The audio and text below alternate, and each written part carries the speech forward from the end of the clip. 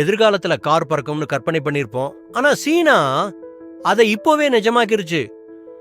ஆமாங்க, பறக்கும் கார்கள் உற்பத்தியில சீனா உலகத்தையே மிரட்டிட்டு இருக்கு. சீனாவின் எக்ஸ்பெங் ஏரோ 8 நிறுவனம் உலகிலேயே முதல் முறையாக பறக்கும் கார்களுக்கான ஒரு பிரம்மாண்ட தொழிற்சாலையை தொடங்கி இருக்காங்க. இங்க வருஷத்துக்கு 10,000 கார்களை தயாரிக்க முடியும். அதாவது ஒரு காரை ரெடி பண்ண வெறும் 30 நிமிஷம் போதும்.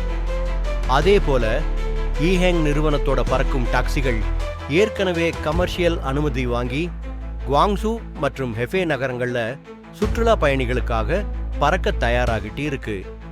இது ட்ரோன் மாதிரியே தானியங்கி முறையில் இயங்கும்.